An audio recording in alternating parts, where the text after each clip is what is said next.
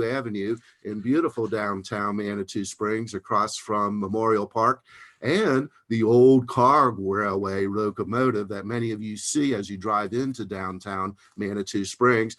The Heritage Center is located directly across the street. Unfortunately, our hours have been very limited this year because of the COVID-19 virus. And it's a common problem that's experienced by many museums throughout the Pikes Peak region. So to deal with the reduced attendance at our museum this year, we decided to virtualize some of our exhibits. I was explaining the exhibits we have covering. Yes, Carrie. Just would you also mention that we're going to record this and that's going to be posted, because I just had a question about that. Yes, this morning's presentation given by Patrick Ryan will be recorded for future viewing. And, after recording this presentation will be posted on the Manitou Springs Heritage Center's website. We have a whole series of presentations appearing on our website. We have presentations about the Pikes Peak International Hill Climb, and we got all kinds of topics on that website. We have also oral histories. It's a new project started at the Manitou Springs Heritage Center over the past several months. You can view oral histories that were given by Jack Willey, who is an old-time, who was a physical education instructor at Manitou Springs High School for years. He has, he'll be recounting his experiences with his mother, Mabel Willey, who became the first female mayor of the city of Manitou Springs. Who else we got on there? We got Homer Sharpton. Many of you remember Homer Sharpton. He was an activist in our community for any number of years, having served on both Manitou City Council as well as serving as the mayor of Manitou Springs. He also served as president of the Kiwanis and other service organizations in Manitou Springs. It's a very interesting presentation by Mr. Sharpton. You can catch those oral histories on our website, which can be found at ManitouSpringsHeritageCenter.org. And while you're at it, check out our virtual exhibits. We got a lot going on our website, and this is our response, folks, as to the COVID-19 virus. Since many of you are unable to come to our museum this year, the museum can come to you.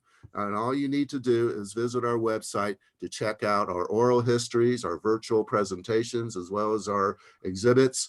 And, it's a very different year for the Heritage Center. Needless to say, our fundraising efforts have been stifled somewhat, as well as every other museum. Every museum is encountering the same issues this year relating to the COVID-19 virus. And so we also invite you to consider a donation to the Manitou Springs Heritage Center. We have donation buttons on our home page. It's very easy to follow. Every little bit will help get us through these hard times involving the COVID-19 virus. And so again, we invite you to visit our website, ManitouSpringsHeritageCenter.org. Carrie. Yes, Mike, we're up to 52 participants. We'll be able to keep up if you want to start, because we've got so many people waiting. Okay, why don't we consider another couple minutes here? We'll just keep going. And we welcome everybody this morning. We'll be waiting for people to enter the room and take their seats. And as Carrie mentioned, we have 52 people waiting in the waiting room. So we'll give it a few more minutes this morning. No, Mike, that's you've got 52 people attending, waiting for the presentation to start. So you can go ahead and start. We'll keep up. All right. Thank you, Carrie. And so having talked a lot about the Heritage Center, the real purpose of this morning's Zoom meeting is to listen to Mr. Patrick Ryan covering his favorite topic, Nikola Tesla. Many of you know that Nikola Tesla conducted many of his experiments here in Colorado Springs around 1898 or so in the vicinity of Foote and Bijou.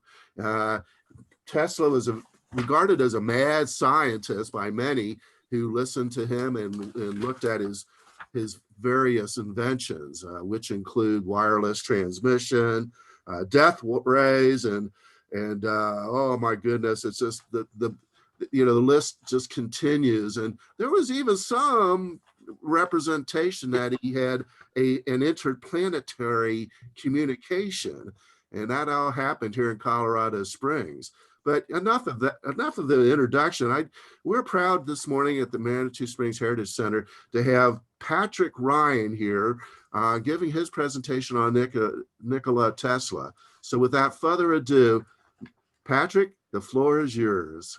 And welcome, all right, everybody. Thank you. Hello. And to those of you who know me, hello, or those that have visited the McAllister House Museum. This past year, I was the manager there, so I gave many tours. I was asked to give a Tesla talk at the McAllister House, and we have very limited seating there. And we had over 300 people interested, and we could only seat, I think it was 30. So I ended up doing that presentation about 4 times. People actually bought tickets. So a lot of people in Colorado Springs and Manitou and surrounding areas were very interested in Nikola Tesla. So Nikola Tesla was born in Croatia. It was part of the Austrian Empire.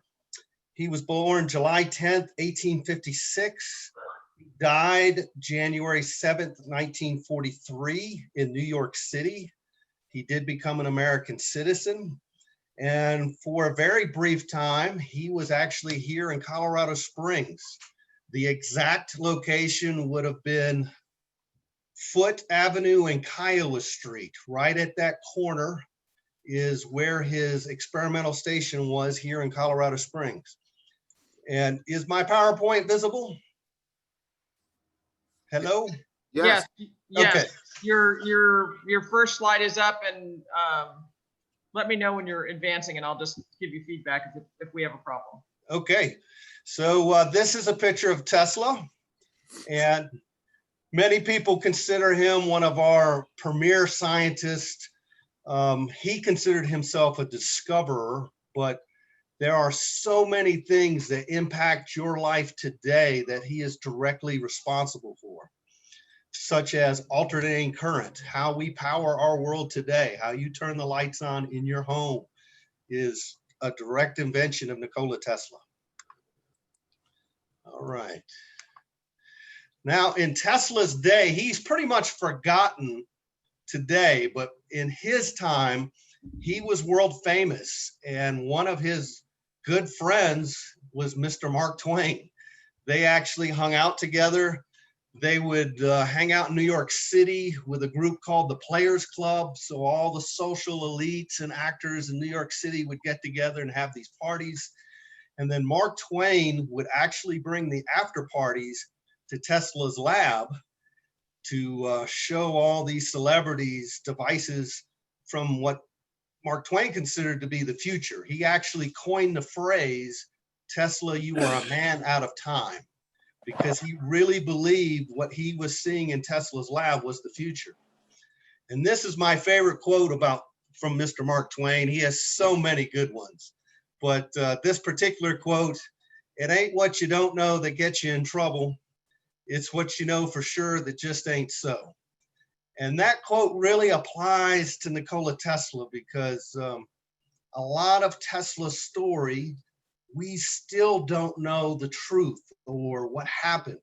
So there are hundreds of conspiracy theories about Tesla.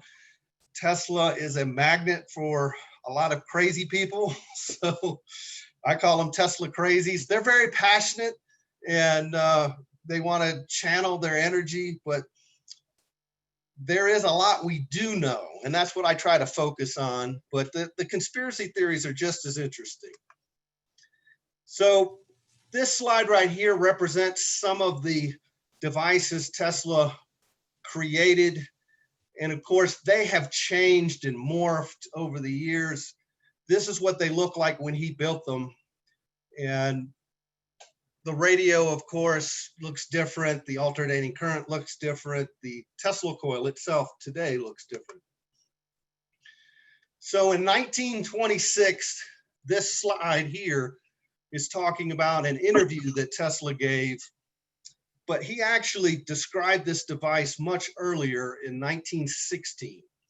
He received the Edison Medal for Electrical Achievement, and there was a stenographer that was at the meeting that recorded every word that was spoken, and you can look this up for yourself.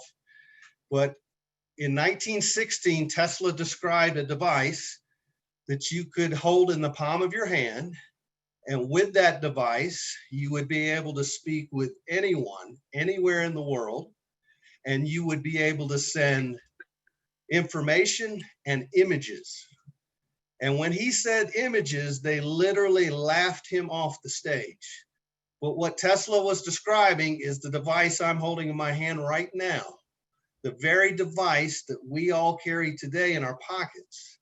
And if they had just had the foresight to back Tesla and his vision in 1916, we might have had this device right here in the 1950s. So who knows what we would have today? Maybe an implant, who knows? So this is an earlier version of a dynamo on top of alternating current. And just below it is the world's very first remote control vehicle, which was a boat torpedo that Tesla designed. So Tesla, in 1898, he had an indoor pool put in Madison Square Garden, and he gave a demonstration to the general public with this remote control torpedo. It also had lights on it, and he would make it swim around the tank. He could flash the lights. People could ask the torpedo math questions, and the lights would flash and answer the question. But this is a time in history when the radio hadn't been invented yet, and people did not believe that there were unseen forces like radio waves that you could control and then control vehicles. To them, it seemed like magic or black magic or a carnival trick. People actually accused him of having a trained monkey in the torpedo, making it swim around. This is a picture of the town that Tesla grew up in. So Tesla was born in Croatia. He was an ethnic Serb, and his father was the town priest. This statue, by the way, no longer exists. During the Balkan Wars, they blew it up. This is Tesla's parents. His father was an Orthodox priest. His mother, they say, was just as gifted as Tesla. She was an inventor and had a photographic memory. Most people who know of Nikola Tesla know of his rivalry with Thomas Edison. So Edison is a very famous inventor, and in Edison's day, he was the man.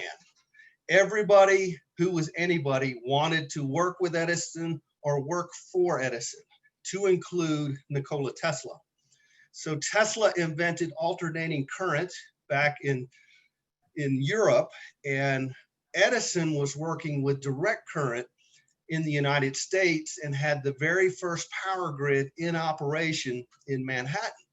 And Tesla was desperate to get to the United States to show Edison his invention, because you could transmit power over hundreds of miles rather than just a couple of miles with Edison's system. And when he got to the United States, he actually worked for Edison for about 9 months. He tried to show Edison alternating current, but Edison was not interested. He did not have the patent rights for alternating current. He did have the patent rights for direct current. So it wasn't going to translate into any money for him. And so he told Tesla, if you want to help me, if you want to work for me, why don't you correct my system? His system was inherently flawed because they were having direct shorts. They used commuter brushes, so it needed constant maintenance. And so to win over Edison's confidence and trust, Tesla actually worked for Edison for about 9 months. He worked 20-hour days, 7 days a week, and he rebuilt Edison's direct current system from scratch to the point that all new patents had to be filed. So by the time we had the war of currents, if you're familiar with that part of history, AC versus DC, it didn't matter which system you were talking about, an Edison direct current system or a Westinghouse alternating current system. At that point in history, both systems had been completely designed by Nikola Tesla. Now, how it worked at the Edison Electric Factory or the Edison Works, it was a collaborative team effort, but the patents were all filed under Edison's name. And so after 9 months of being ridiculed and chided by Edison and then having all of his work filed under Edison's name, Edison evidently also promised Tesla a bonus that if he redesigned his system, he would pay him a $50,000 bonus. Go ahead. This is an event I wanted to join. And when Tesla was done, he went to collect his bonus from Edison, and Edison told him, "Oh, I was just joking. You're a foreigner, so you don't understand American humor." And that's when Tesla quit, and they became bitter rivals for the rest of their lives. And that rivalry is still alive today. So there's a video game right here on the left where Edison and Tesla are going at it. And here's some puppets of Edison and Tesla, and Edison's hitting Tesla in the head. So even though both men are dead, their rivalry is still very much alive today. George Westinghouse was a very important person in the Tesla story and in the story of America. Edison's system used direct current.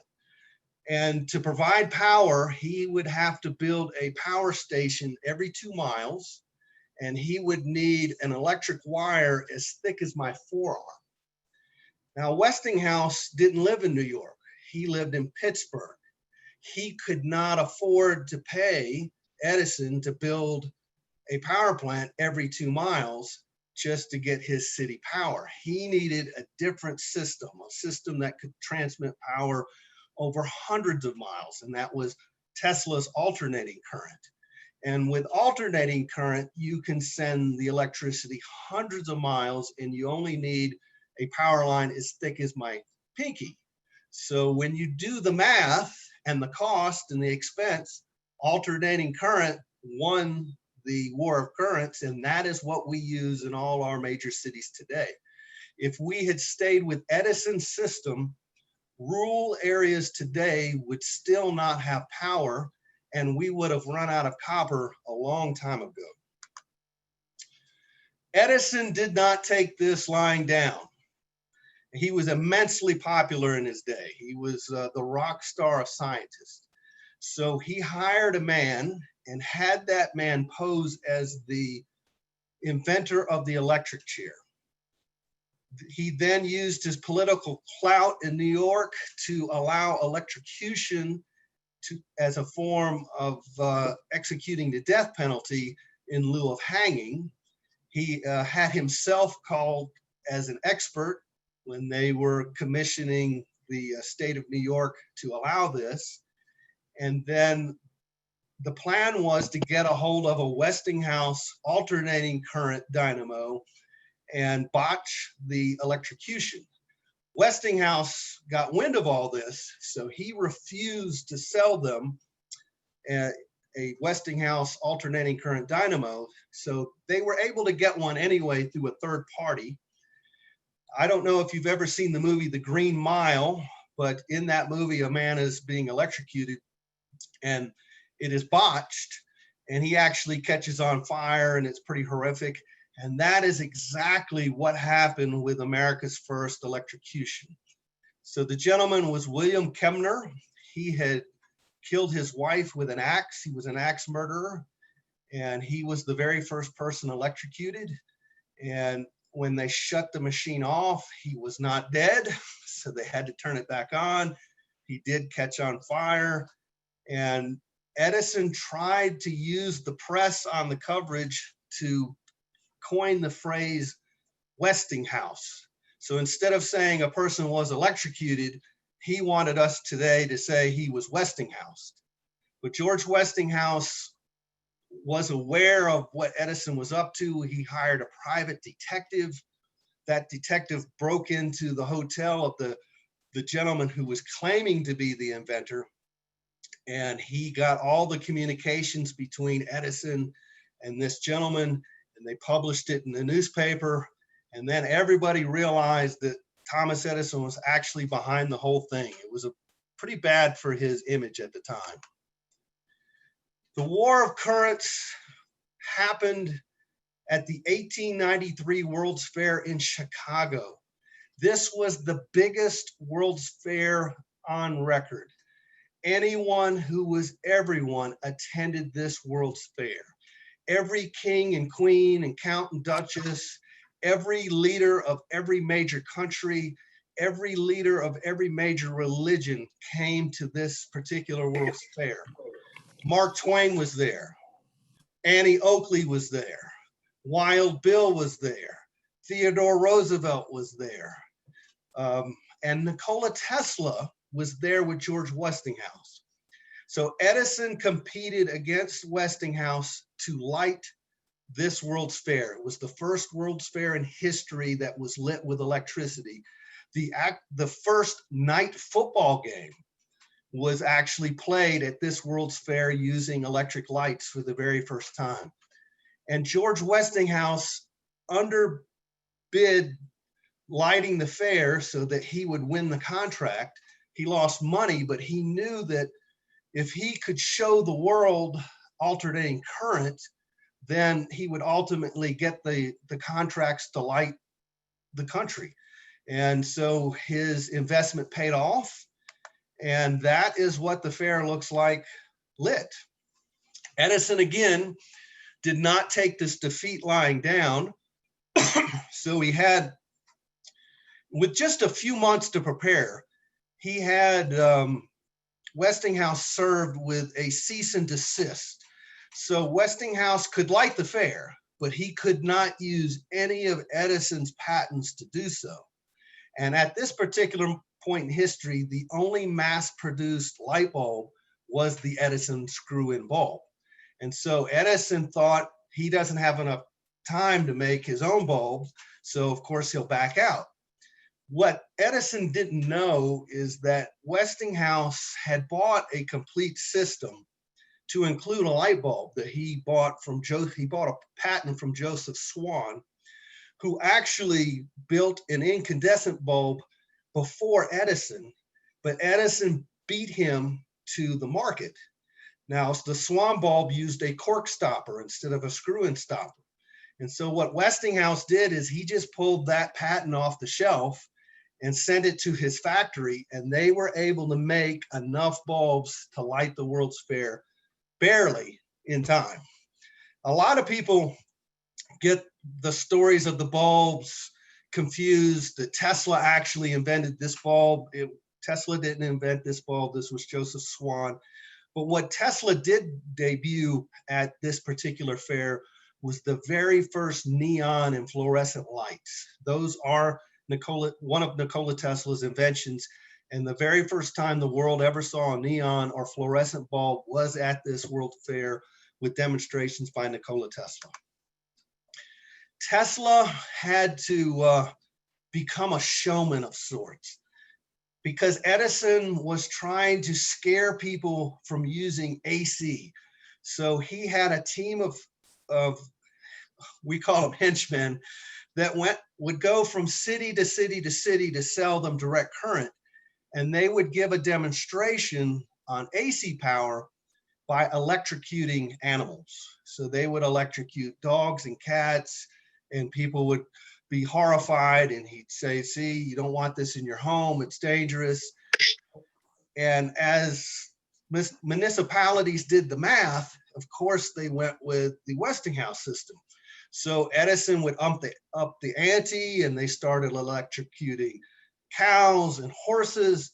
And ultimately, he electrocuted an elephant, Topsy the Elephant. You can look this up on YouTube. It's called Electrocution of an Elephant. Topsy was a Coney Island elephant, and she killed 3 of her trainers. And so it was put in the paper that they were going to put her to death. Her last trainer was trying to teach her to eat a lit cigarette, and as part of a trick. And Topsy didn't want to eat a lit cigarette, so she killed the guy. I don't blame her. Edison read this in the paper. He telegraphed up there, "Do not kill this elephant. I want to electrocute it, and I want to film it." Edison was in control of the film industry at the time, so they did allow him to come up there and electrocute the elephant. And you can look at that film today on YouTube if you want. It's graphic, so I warn you ahead of time. Tesla's demonstrations at the 1893 World's Fair, they sold out. It was standing room only. You could hardly get in to see some of these demonstrations. But on the left here, we've got Nikola Tesla actually running electric current through his body, and he is lighting this bulb with just his hand. And then this other image, Tesla actually created ball lightning on stage, which is something we can't really still do today. So they still don't know how he did this. The reason why Tesla had to become this showman is Edison and his henchmen are going all over the country electrocuting animals and scaring people to death that they don't want alternating current in their cities and in their homes. And here Tesla is actually running current through his body to show people if you know what you're doing, it can be quite safe, and it's safe to have this in your home. Tesla became an international star after the 1893 World's Fair. He was friends with Teddy Roosevelt. He was friends with Mark Twain. This particular gentleman, Tesla's all the way sitting on the right, and this is Swami Vivekananda. So Swami Vivekananda was kind of the head of the Hindu religion at the time, and he came to the 1893 World's Fair. There was also, for the very first time in history, the world's first religious summit. So the heads of all major religions, including the Pope, the head of the Orthodox Church, several representatives of Protestant churches, Muslims, they all met for the first time outside of the 1893 World's Fair. And Swami Vivekananda was there. He came from India, and he met Tesla through Sarah Bernhardt. She was a famous French actress, and she dominated the silent film era. And when the Swami met Tesla, he was very impressed with Tesla's inventions.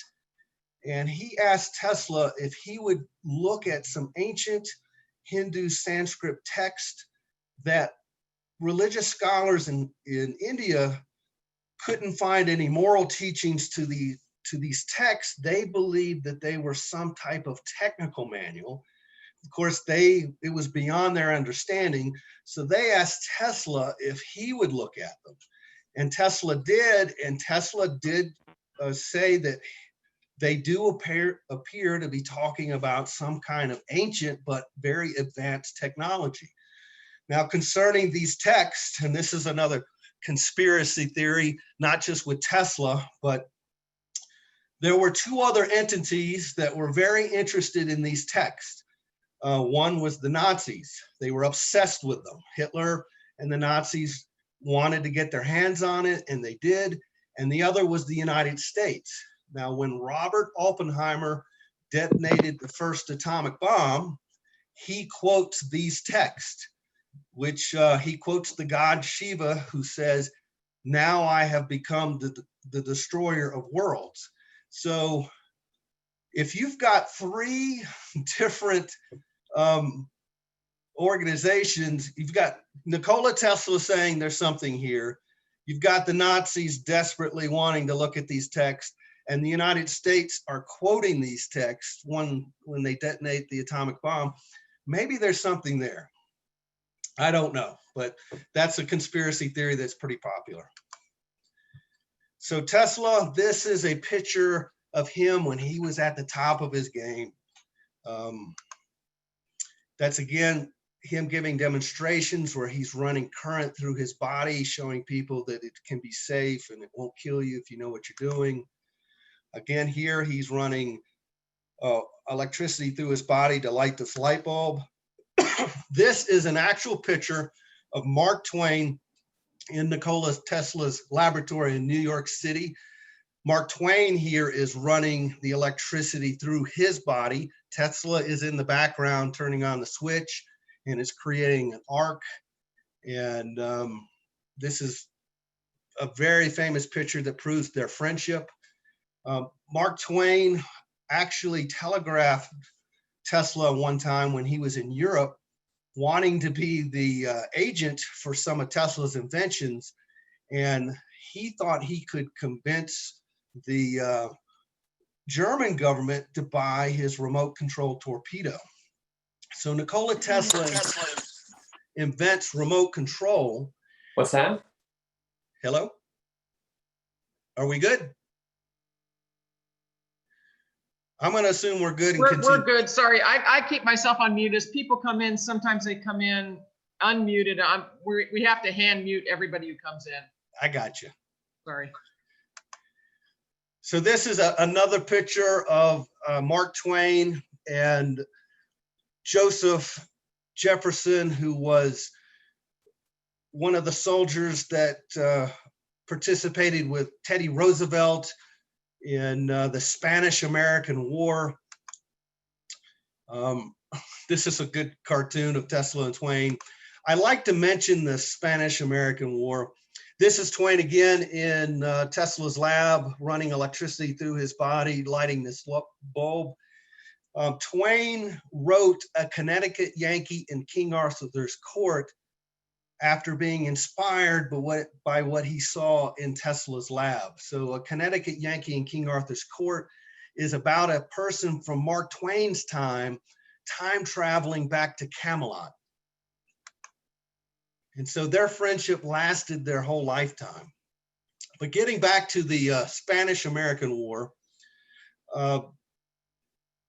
Tesla actually offered the United States government remote control drones in the forms of torpedoes and boats to help with our war effort.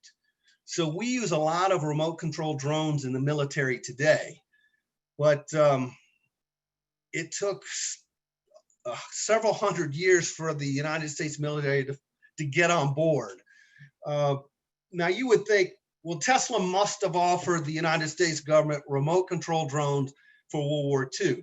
And that'd be a good guess, but you'd be wrong. So then you would assume, well, it must have been for World War I. Again, you would be wrong.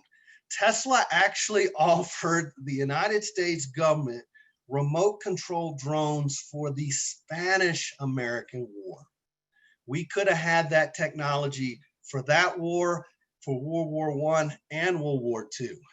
But when Tesla offered this technology, radio was still in its infancy. And like I said earlier, people had a hard time believing that there were these unseen forces like radio waves that you could control. And so when Tesla gave his demonstration at Madison Square Garden, and then he gave a private demonstration to the United States Navy off of Long Island, where he sent out remote control boats about 3 miles and then brought them back, they kept asking him the same questions. Where are the wires? Where are the wires? They could not accept that he was doing this with unseen forces. And behind closed doors, when Tesla wasn't there to defend himself,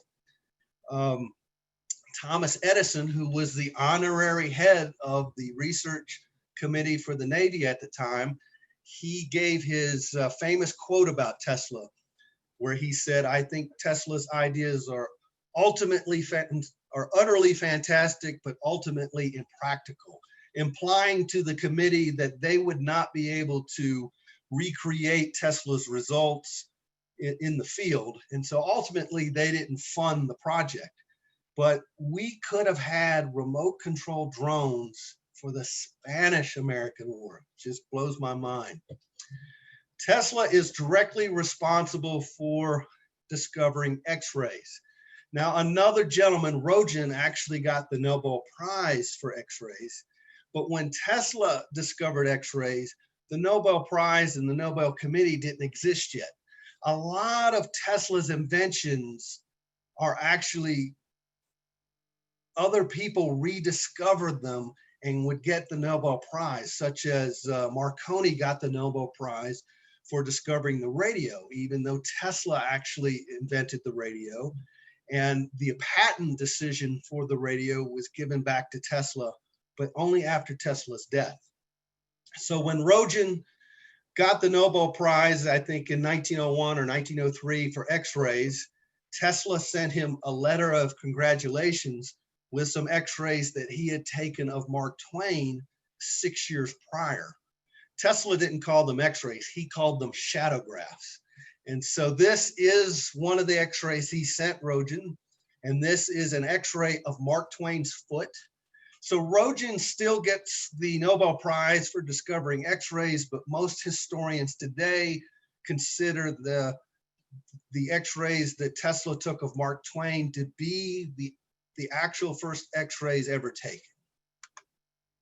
Now this is a depiction of Tesla giving his demonstration in Madison Square Garden. He's got the control panel in front of him. People are watching this torpedo swim around the tank. And again, they cannot get their minds around the fact that there are unseen forces that are controlling this boat. They actually accused Tesla of having a trained monkey making this, inside this device, making it paddle around. Tesla was the cream of society at this time. He attended all these parties. He had some very well established romances. Robert Underwood Johnson and his wife Catherine, they were socialites in New York, and they kind of adopted Tesla and became his best friend. They would check on him from time to time. They made sure he had a place to go for Thanksgiving and for Christmas. And when he would get too involved in a project or an invention, sometimes Tesla would forget to leave his lab, he'd forget to eat. And so they would check on him and make sure that he was okay.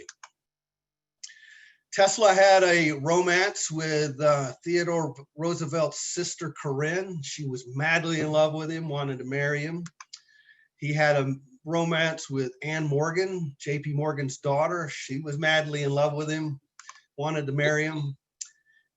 There's only one woman that Tesla himself credits actually getting to him, and that was Sarah Bernhardt. Now, we've forgotten who she is today, but if you look her up on Wikipedia or any other resource, Sarah Bernhardt is considered the most famous actress the world has ever known. She dominated the silent film era. She was a French stage actress that just happened to be in the right place at the right time when the film industry came about. Now, Thomas Edison invented, well, let's just say he marketed the very first camera. He controlled the patent rights to it. He also controlled the patent rights to how you develop the film. And every aspect of the silent film era, Thomas Edison controlled. And she dominated the silent film era as its top actress. Everyone was in love with Sarah. In fact, Mark Twain once went on and on about her beauty and her accent. And of course, Thomas Edison was in love with her. But Sarah was in love with Nikola Tesla. And when they started dating and the newspapers started following them around during the 1893 World's Fair, Thomas Edison lost it. He could not accept it So a lot of people think that the rivalry between Tesla and Edison was strictly over inventions and AC versus DC, but there was this love triangle aspect to it as well. When you think of Thomas Edison, what we know today, think of Tony Soprano. I don't know if anybody here saw the TV show The Sopranos. Tony Soprano was the mob boss, and Edison was very much like that character in the show. He was very charismatic, a natural leader. People liked Edison. People wanted to work for Edison and work with him and for him. But if you got on his bad side, particularly if you got in the way of his money, his patent royalties, if he couldn't get the police and politicians in his pocket to shut you down, eventually he would send out a crew of guys called the muckers, and they would shut your business down and burn it to the ground. Let's forget Nikola Tesla for a second. Let's talk about the film industry. Thomas Edison controlled the silent film industry. He controlled every aspect of it. Now, the film industry at this point in history is based out of New York and New Jersey. Why do you think the film industry today is in Southern California? The answer to that is because of Thomas Edison. So as the industry evolves, they finally develop the technology to add sound to film. But Edison did not control the patent rights to the sound aspect, so he delays it. He won't allow anybody to use it. And, you know, Edison was pretty much deaf at this point in his life anyway, so he didn't value the importance of adding sound to film. And the industry finally realized that if they wanted to be able to conduct business and evolve, they had to get away from Thomas Edison. So the entire film industry literally had to uproot and relocate to Southern California, which back then was frontier. They went as far away from New York as they possibly could and still be in the continental United States just to get away from Edison. And the Edison men did pursue them out there. And when they showed up, the whole town, all the studios would close up and board up, and they'd all go hide in Baja until the Edison men left. So if an entire industry had to uproot and relocate just to be able to conduct business away from Thomas Edison, what do you think one man, Nikola Tesla, had to go through every time he challenged Edison and won? Every laboratory that Tesla ever built was destroyed, vandalized, or burnt to the ground, mostly under mysterious circumstances. And today we believe that Thomas Edison was directly responsible for most of those. So this is Tesla's lab in New York City on fire. This is the lab that he would take all the celebrities to, all those pictures that we just saw of Mark Twain running current through his body, lighting light bulbs. This was that lab. And after Edison lost the 1893 World's Fair, then Westinghouse got the contract to harness Niagara using the alternating current version instead of Edison's DC. When Edison found out that Sarah Bernhardt, this famous actress, was also attending the demonstrations at this lab, he lost it. And so we think he's directly responsible for burning down Tesla's lab.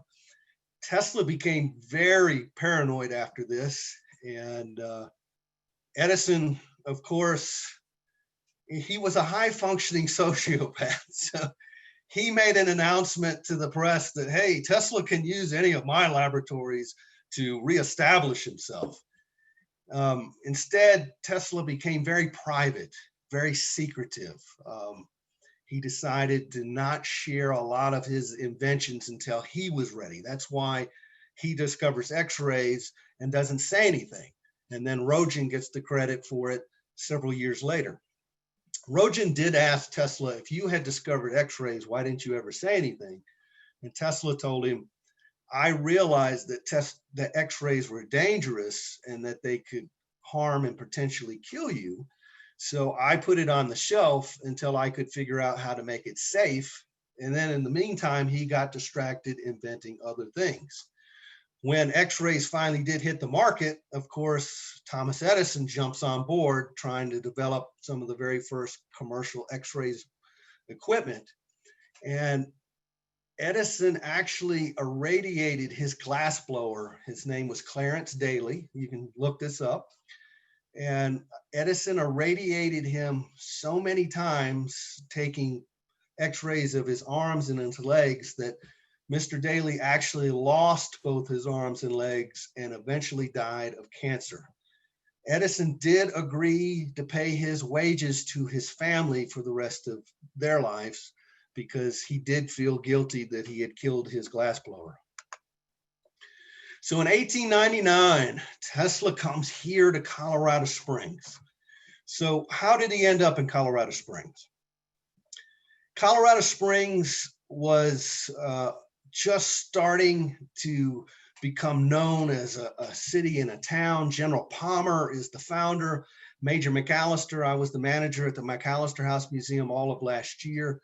Major McAllister's house is on Cascade Avenue. It is the first house in Colorado Springs. It's a museum and they are open. So if you call ahead and make reservations, you can take a tour of the very first house. It's been restored to what it was when the family moved in 1873. And so in 1899, the city is starting their very first power grid. And Tesla is looking to build a new lab. And a gentleman by the name of Leonard Curtis was a town representative helping to make this power grid. And he was also a contemporary of George Westinghouse. So through Westinghouse, they were able to make an introduction, and Leonard Curtis, with the permission of Major McAllister, General Palmer, and the city, made Nikola Tesla an offer that if he came to Colorado Springs to set up his new laboratory, the city would provide him with free power, free unlimited power. Tesla accepted. Now, this is that time in history when General Palmer is trying to promote Little London. He actually gave Colorado Springs that nickname. General Palmer's wife, Queen, she does not want to move to Colorado Springs. She likes New York. She likes London. Colorado Springs back then didn't even have any trees, so she wasn't interested in moving here. So General Palmer decides he gets with some of the city founders and they come up with this angle to promote Colorado Springs as Little London. And that is why he has Major McAllister build an English style house, the very first house on Cascade. And then he builds an English style castle / manor out at Glen Eyrie. This was all a ploy to get his wife Queen to move to Colorado Springs.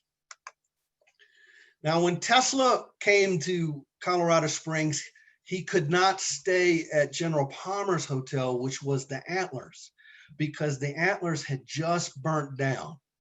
So today, the Antlers Hotel downtown is on the very spot, but I think it's the third or fourth version of the Antlers Hotel. And the very first one that they built burnt to the ground in 1898. So Tesla couldn't stay at the Antlers. He had to stay at the Alta Vista. So the Alta Vista today, that spot is very close to the Pikes Peak Library downtown. Across the street from the Pikes Peak Library is the Kirkpatrick Bank building. And when Tesla came to Colorado Springs in 1899, where the Kirkpatrick Bank building sits on Cascade, that is where the Alta Vista was, and that's where Nikola Tesla stayed when he was here in town. Now, Tesla built his experimental station. Today, that is the corner of Foote Avenue and Kiowa Street.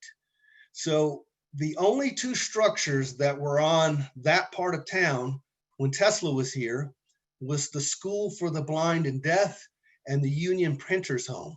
And this is an actual picture of Tesla's lab.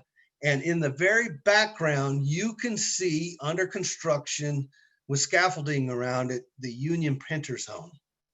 Now, there's a reason why Tesla picked this spot. It was a hill. It was the highest point from the city.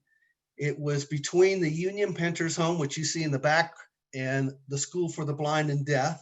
And there was a 4-inch water main that went through that hill that provided water from the School for the Blind and Deaf to the Union Painter's home. And Tesla was grounding his experiments out on that water line. Today, Foote and Kiowa Street is a neighborhood. This is another picture of Tesla's lab. Kind of faint at the top of the picture, you'll see a ball that's attached that goes all the way down and connects with the lab. Tesla could raise that, he could lower that. Eyewitness accounts said that he was creating man-made lightning storms. He could send lightning bolts from that ball that were about 180 feet long. It also had thunder that you would hear with those kind of storms. He was sending radio waves and measuring how long it took for them to circumvent the earth and return. And he got some of the very first measurements on our planet this way. While Tesla was experimenting with all of this, one night he said that he picked up transmissions that he believed were coming from off-world, from an intelligent source. This caused Tesla to be ridiculed in his lifetime. Curiously, though, Marconi, who got the Nobel Prize for discovering radio, shortly thereafter, he also came forward and said, hey, I'm picking up some kind of transmissions that I don't believe are based on our planet. And Tesla was the first to discredit Marconi. And a reporter came in and interviewed Tesla and said, you know, why are you discrediting Mr. Marconi when he's actually giving credence to your claim? And Tesla said that Mr. Marconi was confused, that he was actually picking up radio transmissions that were happening on the other side of the planet. And he said the main difference between Marconi and myself is that when I was picking up these transmissions, I was the only person on planet Earth at the time that was sending and receiving radio signals. No one else on the planet had a radio. So that is a pretty important distinction. Curiously, the very first location for NORAD was just 5 blocks from Tesla's lab. Today, it's on one of the Air Force bases, and during the Cold War, it was in the Cheyenne Mountain Complex here in Colorado Springs. But maybe there's a reason why we put NORAD here, because that's our listening outpost for space.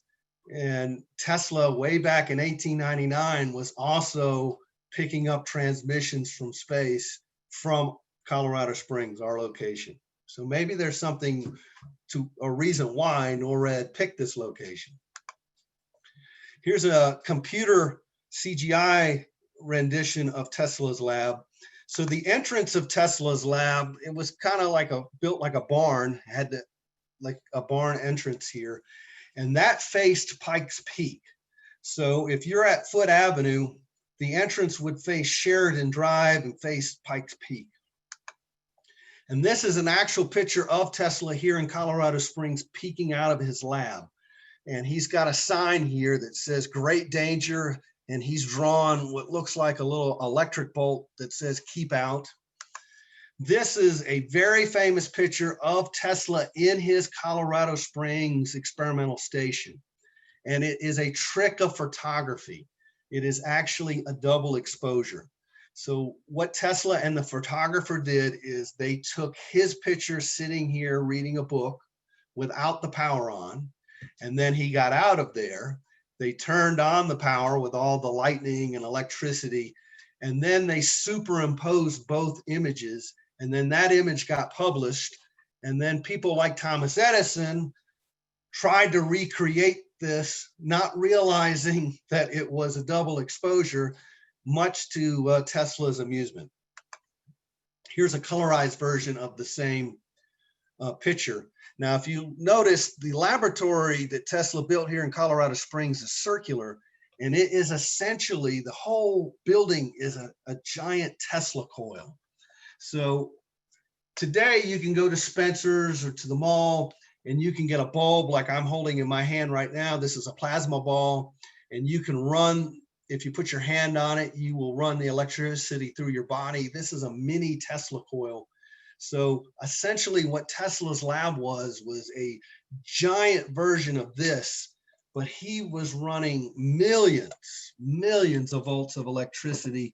And his laboratory here in Colorado Springs to date is the largest Tesla coil ever built. This is another device, an electric oscillator that was actually in the laboratory here in Colorado Springs. There's some more of his equipment.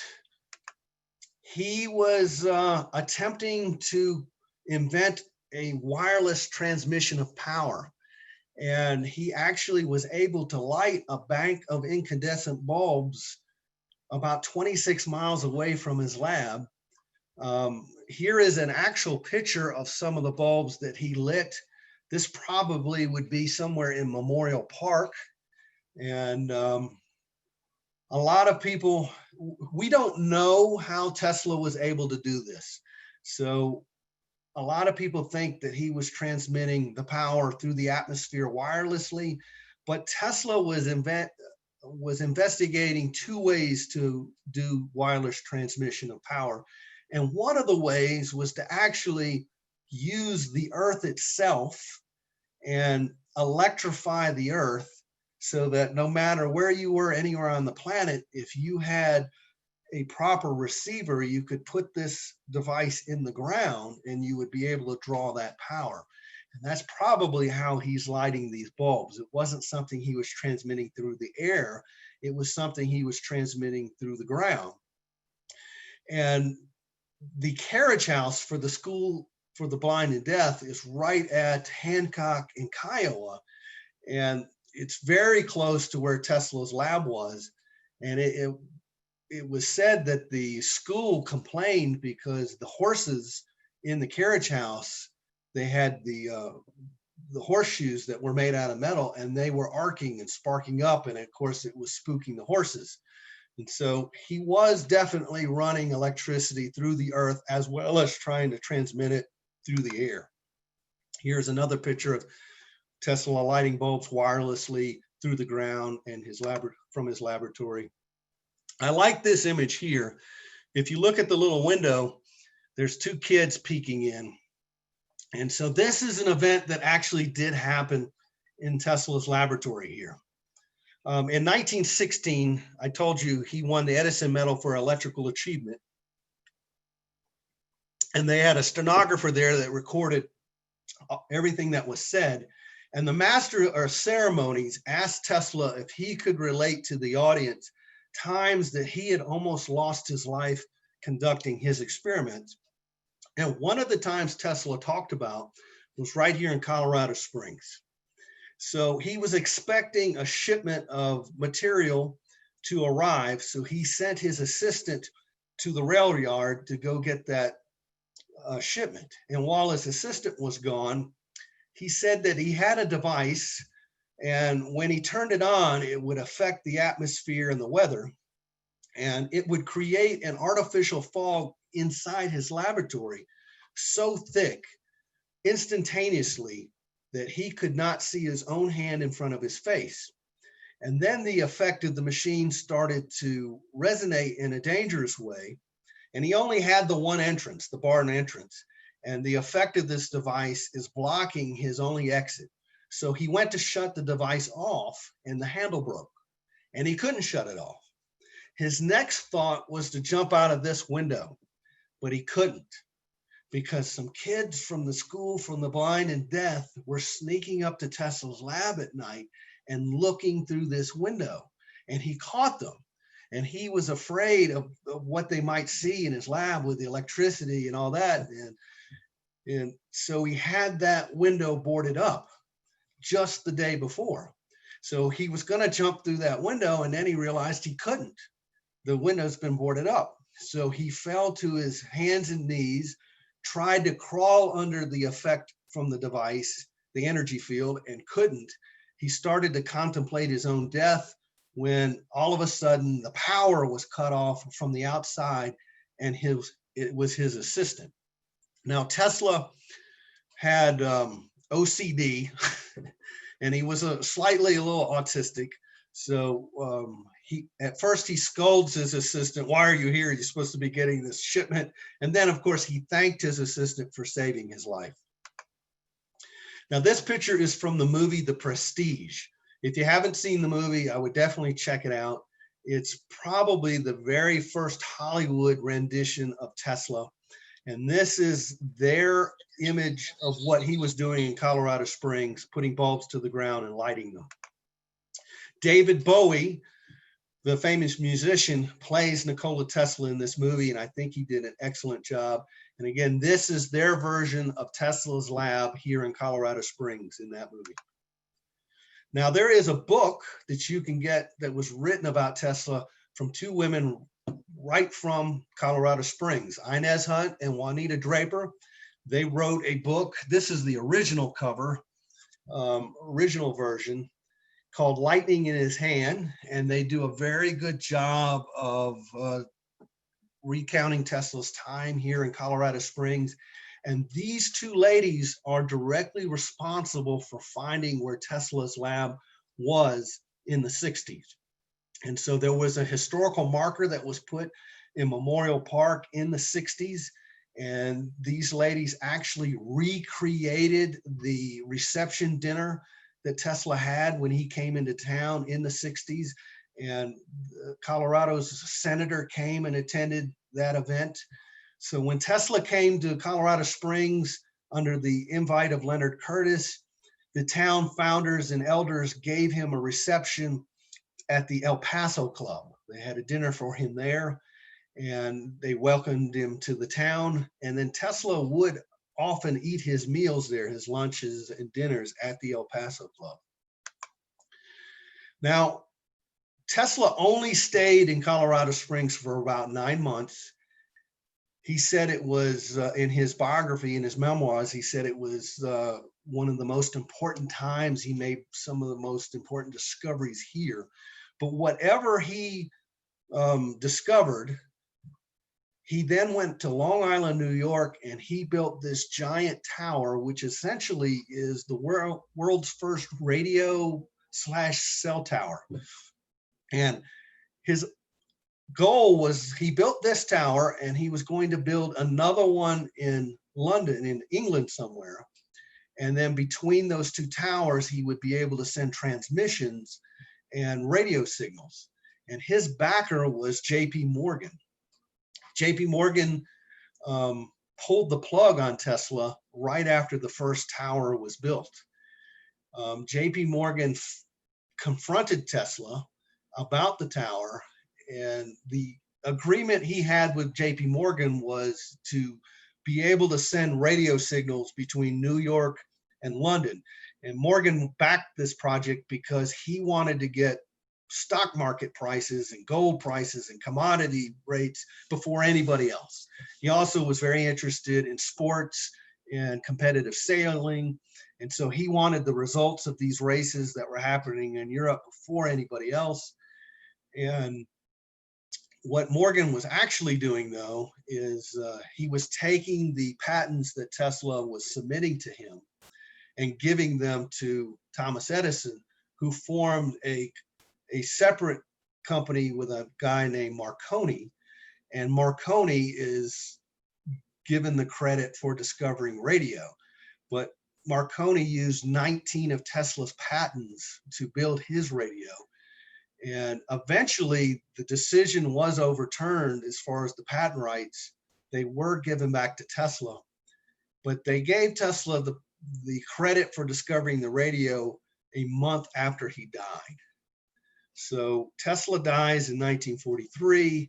He went his entire life without getting credit for discovering the radio. The reason why the United States government overturned that decision had nothing to do with giving Tesla the credit. Marconi's company was suing the United States government for using the radio and not paying him his patent royalties. So Franklin Roosevelt, the president at the time, said, hey, wait a minute. Isn't this guy Nikola Tesla actually the inventor of radio? And isn't he an American? So they went and they researched it and they said, absolutely, he did invent the radio first. So they overturned the decision on the invention of radio from Marconi to Tesla so that they wouldn't have to pay the patent royalties. This is Tesla working with his tower, or an image of Tesla, and it's superimposed on his tower in Long Island. It is said that JP Morgan called Tesla to a meeting and asked Tesla directly, does this tower just deal with radio waves, or are you trying to transmit power wirelessly? And Morgan told Tesla, I am not in the business of providing the world with free power. If I cannot put a meter on it, if I can't sell it by the gallon or the barrel, I'm not interested. The stock market also crashed that same year. A lot of people think that Morgan orchestrated that. He got very rich, and Tesla, as well as the entire United States economy, was affected by the stock market crash. And so Morgan pulls the plug on this tower in Long Island, which was the first radio tower. Eventually, the tower was destroyed. Can you guess who had the tower destroyed? Anybody? Thomas Edison. So Thomas Edison is still the head of the Department of Navy's Research and Development Committee. And he recommends through the committee that the tower be destroyed because at the start of World War I, U-boats could use the tower as a point of reference, and it could endanger national security. So based on his recommendation from the Naval Committee, they sent a team of Marines and they blew up Tesla's tower. And it took them 3 tries to do so. Here's a picture of Marconi. National Radio Day still recognizes Marconi, even though Tesla is the inventor of radio. This is a picture of JP Morgan, very interesting character in American history. He bailed out the United States economy several times. So he would take over entire industries. This is an actual cartoon image of JP Morgan from the day.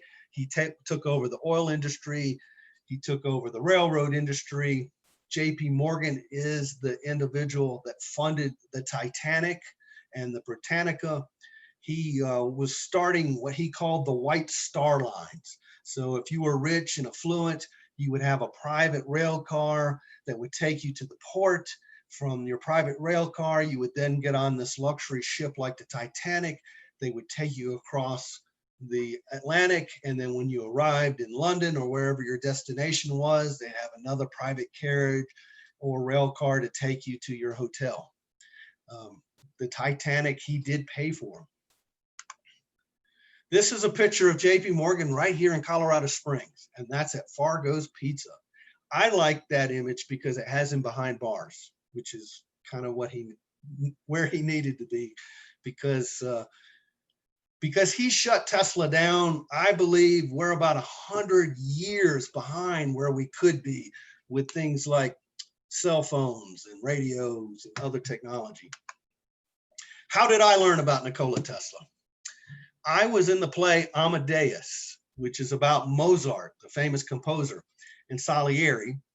And I was backstage learning my lines, and I had seen a documentary about Tesla about 3 or 4 days prior. And in Amadeus, we're learning about Mozart, who was another super genius. And I had an epiphany that Mozart and Tesla shared the same exact type of genius. So that's me all the way in the back with my wig and my costume. This presentation was in Athens, Georgia, where I'm from. So Mozart and Tesla shared the same exact type of genius. They both spoke over 8 languages. They both had photographic memories. They both suffered from conditions known as synesthesia and photostasia. That's where you see sound, you taste colors, that type of thing. And they both used this technique known as picture thinking in their creative process. So Mozart would picture the music in his head, work it all out. And when it was perfect, he would just transcribe it on paper. And this drove his rival Salieri absolutely crazy, because Mozart didn't seem to have to go through this trial and error period and corrections. He could just transcribe it, and it was beautiful. Some of the most beautiful music ever written, still to this day. Tesla did the same thing with his inventions. He would imagine them in his head, build them, rebuild them, test them. And when they worked perfectly in his imagination, he would just go and build them. And they would work the first time almost every time. And this drove Thomas Edison absolutely crazy, because Tesla didn't have to go through the blackboard and trial and error. And so Thomas Edison was to Tesla what Salieri was to Mozart, if you've ever seen the play or the movie Amadeus. Now, here's a quote from Tesla. If you want to find the secrets of the universe, think in terms of energy, frequency, and vibration. And again, this is another tie Tesla has to Mozart, because what is music other than the applied science and art of energy, frequency, and vibration? So these two men were very kindred souls. And there's a third individual that shares the type of genius that Tesla and Mozart had, and that is Leonardo da Vinci. Again, Da Vinci speaks over 8 languages. He has a photographic memory. He suffers from conditions known as synesthesia and photostasia, and he has all of these great inventions. So that inspired me to write my play, Mark Twain and the War of Wizards, which is styled after Peter Shaffer's Amadeus. But if you know the story of Mozart and Salieri and their rivalry, then you know the rivalry and the story of Tesla and Edison. It's the same story. And so Salieri is narrating Amadeus on his deathbed. But in my story, I think I've picked a better narrator. He is very charismatic. He's funny. He actually knew both men. He was friends with both men. He liked Tesla better. And of course, it is Mark Twain. So I named the play Mark Twain and the War of Wizards. Edison was actually called by the press the Wizard of Menlo Park. Tesla was called by the press the Wizard of the West. Because of Harry Potter, everybody loved wizards. The time in history is actually called the War of Currents, but I changed it to Mark Twain and the War of Wizards. Now, this is me here in Colorado Springs when I came here to visit for the very first time about 4 years ago. And I am standing on the very spot where Tesla's lab was in the Nob Hill neighborhood, right at the intersection of Foote Avenue and Kiowa Street. So this house behind me, at the top of this hill here, is where Tesla's laboratory was here when he was in Colorado Springs. Now, when I came to visit, I went to look for this historical marker in Memorial Park, and I couldn't find it. I looked everywhere. And I finally pulled out a picture, and I started looking at the tree line, and what I found was the remnants of 2 posts and where that cedar tree was. And so I grabbed somebody that was working in Memorial Park, and I said, what happened to this memorial? And he said, in 2016, you had a very bad windstorm that came through here in Colorado Springs. It brought down the cedar tree, which crushed the historical marker. And I was a little distraught. I was like, can't my hero get a break? I mean, I could understand if Thomas Edison himself had cut that tree down to smash the marker, but this was an act of God. And so I posted on Facebook, can't my hero get a break? Because this is what the historical marker looked like before it was destroyed. You can see the remnants of where the tree was. Here's another depiction that you can find of Tesla here in Colorado Springs. This is the display that you'll see at the Pioneers Museum. This is a painting of Tesla that you can see in the Mining Exchange building. if you go inside the hotel and the lobby bathroom, the room that's adjacent to them, to the bathroom, has a painting here of Tesla. This is a switch box that is close to the courthouse downtown. And then on the right-hand side, we actually have a street that's named after Tesla. So he is represented in the town.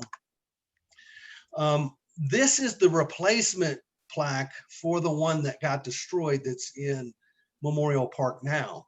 And it's very accurate, but it's very small. You could miss it walking by, let alone driving by. Now, this is a statue of Nikola Tesla at Niagara Falls. It's beautiful. And so this is a picture of Tesla in his home country outside of the Tesla Museum. And so I posted on Facebook, "Can't my hero get a break?" And a very good friend of mine, a very famous artist and sculptor, Stan Mullins from Athens, Georgia, where I'm from, he immediately responded and said, "Well, Patrick, it's not like you don't know anybody who can't build a statue." So Stan has built the Herschel Walker statue for the city of Athens. That's him and Herschel Walker there. He built the Vince Dooley statue for the University of Georgia. This is the statue. I was actually friends with Stan when he had this idea, and he had a little miniature that he would take around to donation committees. That's him and Vince Dooley right there. That's Stan carving some marble. He's currently working on a piece for the city of Atlanta on Chief Tomachichi, who was the Indian chief in Savannah, Georgia, when Oglethorpe landed. And that is me and Stan meeting for the very first time to talk about building a statue for the city of Colorado Springs. This is what I gave to Stan. I said, I want a statue of Tesla, but I want to include his assistant, Coleman Zito, because he actually saved Tesla's life while he was here. And I wanted to pick that famous image of them lighting a bulb to the ground.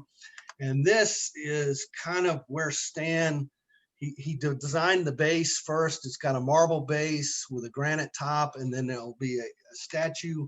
And then this was the statue design that we came up with. So I'd like to put this in Memorial Park at the intersection of Foote Avenue and Pikes Peak. I've designed it so that Tesla's looking up Foote Avenue, which is a hill, towards his lab. He's motioning to it with his hat, and that's his assistant, Coleman Zito, putting a bulb to the ground.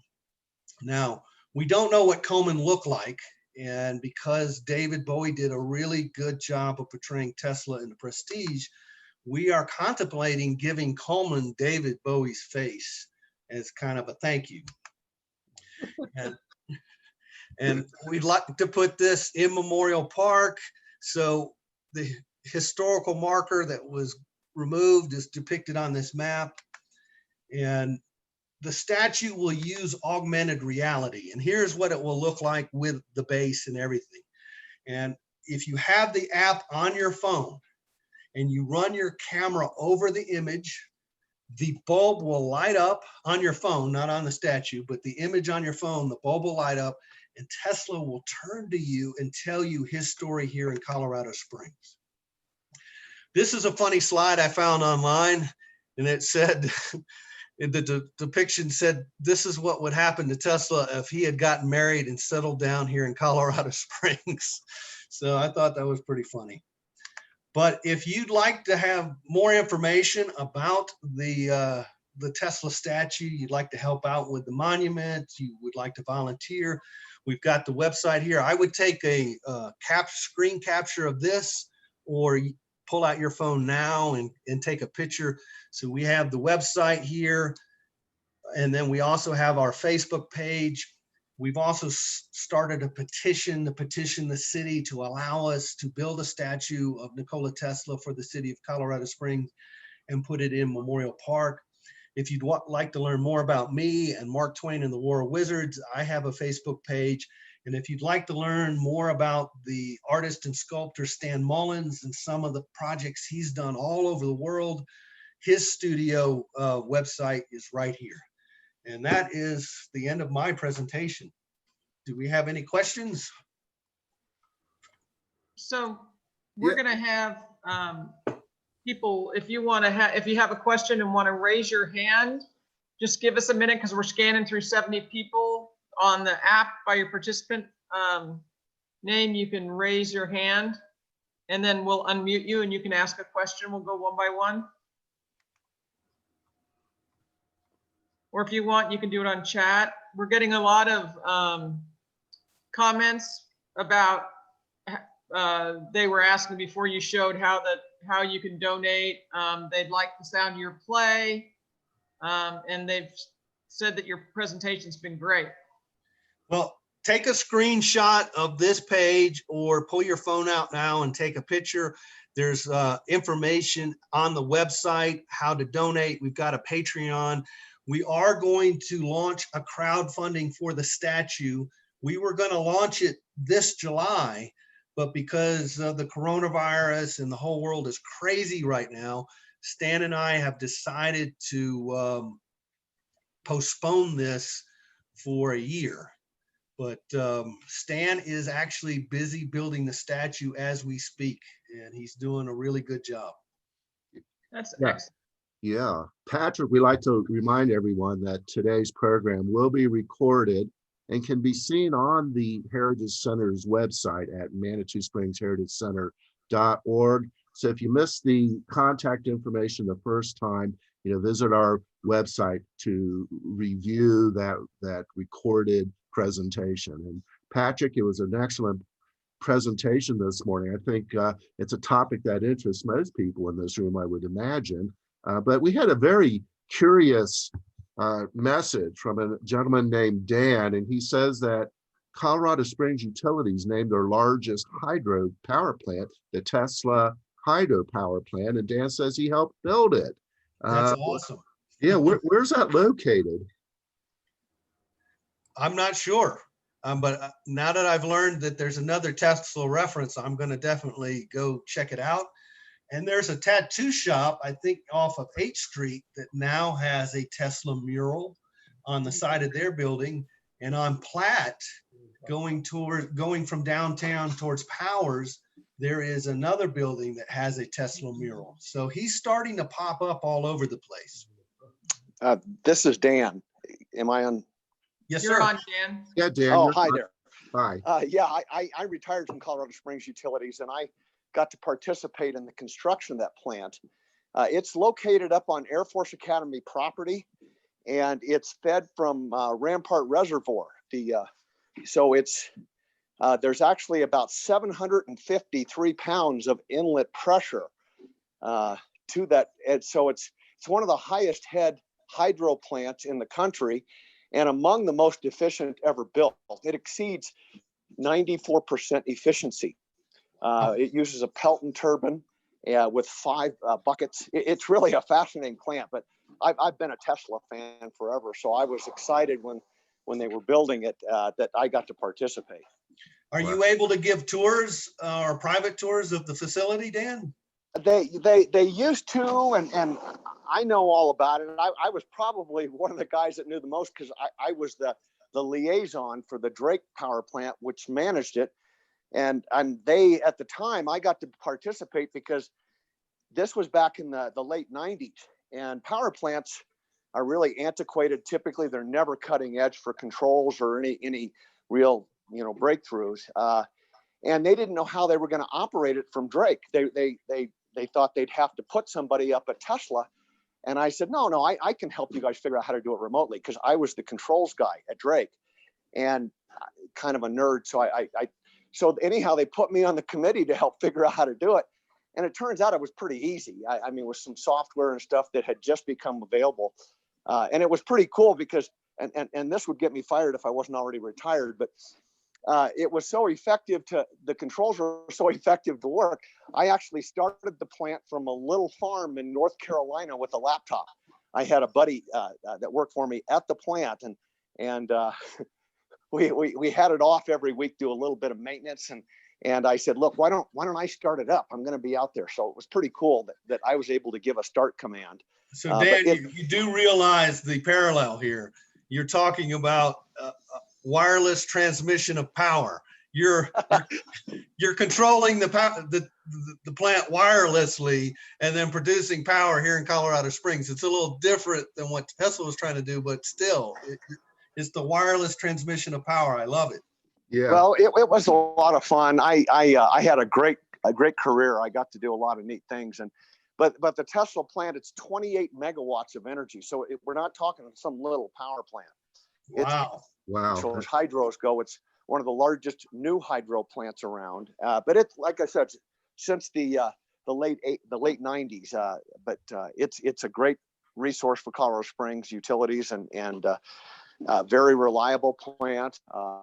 But what's cool is the security they used. It took both a hardware and software key. So back in the day, that's how they would secure, so other people couldn't come in and do what I just did from North Carolina. I had to have a hardware key that was coded. You'd register the key, and then you'd put it in the computer, and then it would find that, and then you'd have to type this random number showed up on the screen, and then at that point that would synchronize with the system. So it was back in the 90s, that was pretty darn secure in the day. Now with cyber stuff the way it is, I know the utilities got a whole separate grid, a whole separate network just for their controls that doesn't reside on basically the Wi-Fi or the wide area networks nowadays. I love it though. That's the spirit of Tesla. Even though you were just using the controls remotely, you were doing wireless transmission of a power station. So I love it. Yeah, from probably 1.5 megabits of speed from that farm. It was pretty slow. That was still but amazing. It worked. It was fun. Wow. Dan, thank you for your comments. That's a very cool story. And we happen to have someone on our chat room asking whether you channel Tesla. No, I I'm retired. I don't do anything anymore. Build houses. So No channeling that. Okay. No.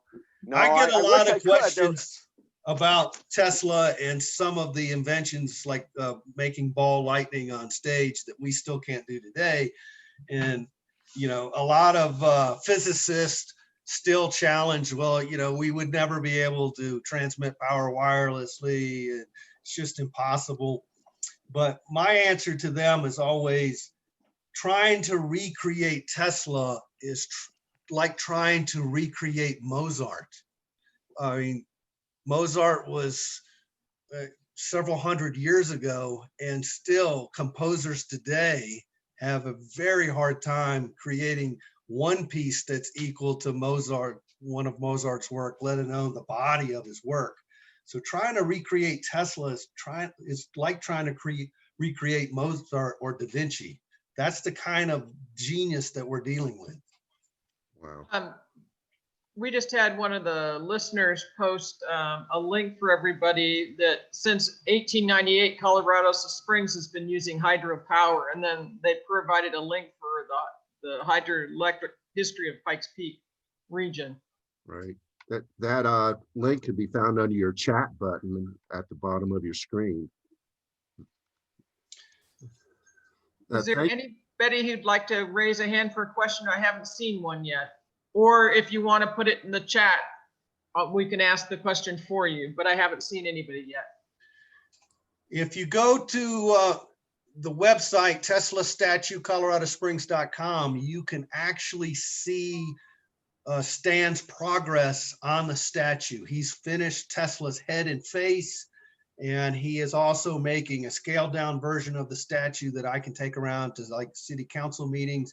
I purposely didn't include those images in this presentation because I wanted you to go to the website, but they are posted there if you want to see the progress of the statue.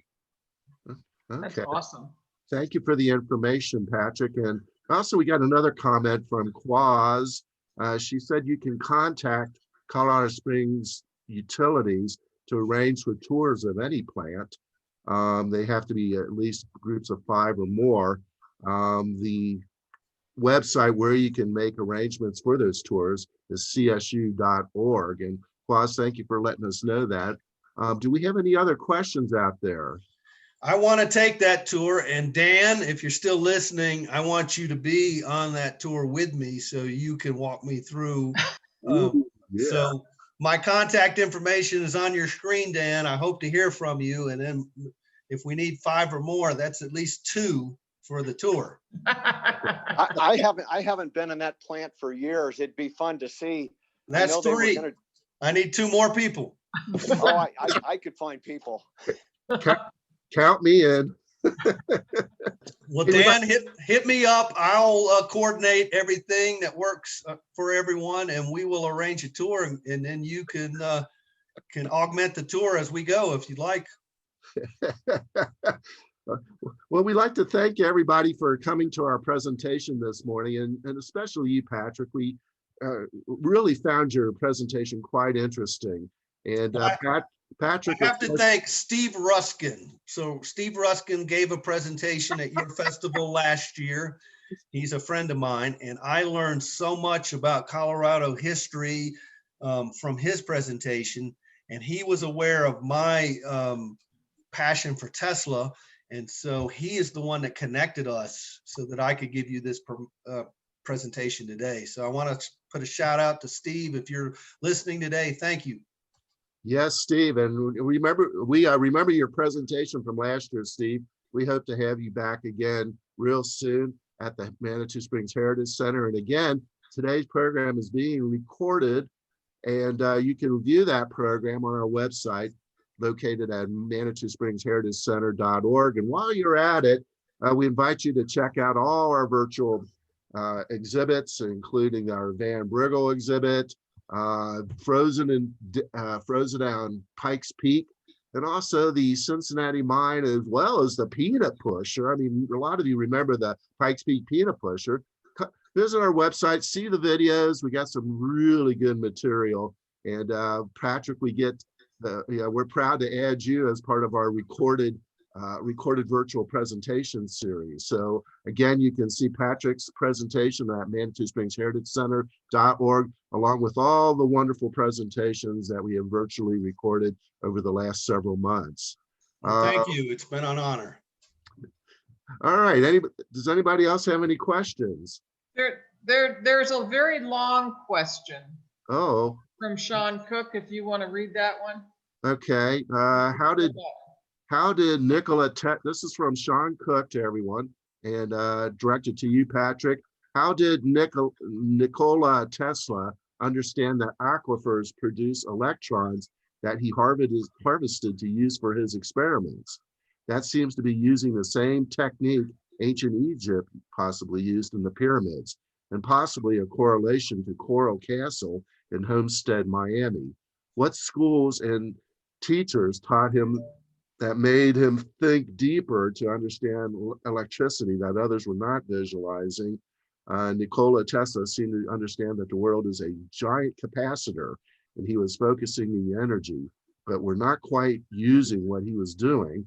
Today, we are avoiding some of Tesla's ideas, possibly because it would go against what we have built today and into our modern structure.